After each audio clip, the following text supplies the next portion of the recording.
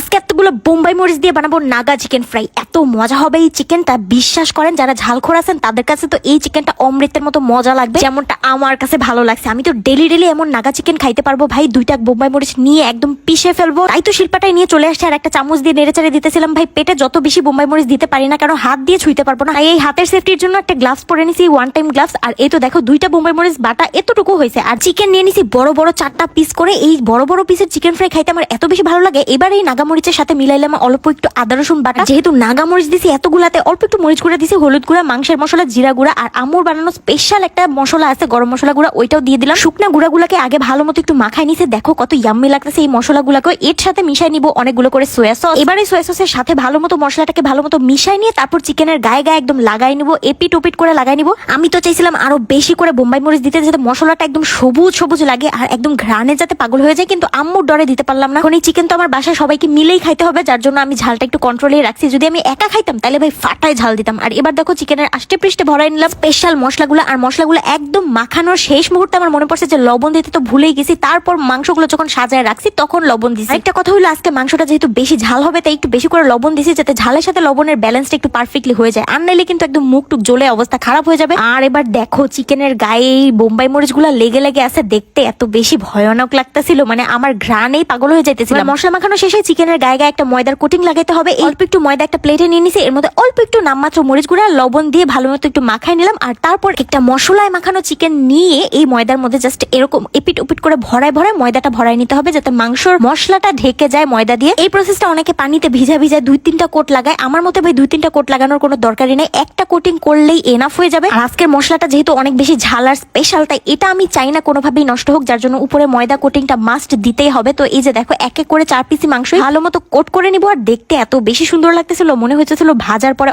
অনেক মজা হবে। আমি তো অপেক্ষায় আছিলাম আমার মতো ঝালখোরদের জন্য এইরকম একটা চিকেন ফ্রাই হইলে আর কোনো কিছুই লাগবে না। আমি ডেলি ডেলি ভাতের বদলে এরকম নাগা চিকেন খাইতে পারবো আরাম। ভাই এখনই যেই সুন্দর ঘ্রাণ আসতেছিল এই চিকেনটা থেকে, এবার নিয়ে চলে যাবো ভাজার জন্য। গরম করে নিছি এই তেলগুলাকে, এখন খালি 4 পিস মাংস এক এক করে এই গরম তেলের মধ্যে দিয়ে এপিট ওপিট করে একদম লাল লাল করে ফ্রাই করে নিব। এখন আমি বলি এই চিকেনটা কিন্তু এত আহামরি ঝালো না যে কেউ খাইতে পারবে না। 2টা বোম্বাই মরিচ দিয়ে 4 পিস মাংস ভাজছি, একদম এনাফ ঝাল হয়েছে, মানে যারা একটু ঝাল খেতে পারে তাদের জন্য এই মাংসটা খাওয়া কোনো ব্যাপারই না। হচ্ছে নাগা মরিচটা একটু বেশি পরিমাণে দিলে কি হবে, আমরা লাল মরিচটা কিন্তু একদম সামান্য দিছি, মানে নামমাত্র দিছি, না দিলেও চলতো। আর আমার মতে ভাই এইটুক ঝাল দিয়ে চিকেন ফ্রাই খাওয়াই যায়। যারা চিকেন ফ্রাই লাভার আসো তারা তো মনে হয় সবাই ঝাল খেতে পারো, তাদের জন্য এরকম একটা রেসিপি ট্রাই করা কোনো ব্যাপারই না। আর দেখো কিরকম লাল লাল করে ভেজে নিছি চিকেন ফ্রাই গুলো, দেখতে এত সুন্দর লাগতেছিল। ঝালের পরিমাণ কম হোক আর বেশি হোক, বোম্বাই মরিচের ঘ্রাণটা কিন্তু একদম 100-তে 100 আসতেছিল। বোম্বাই মরিচের ঘ্রাণটাই হচ্ছে মেইন। আর আরেকটা মজার ব্যাপার কি জানো,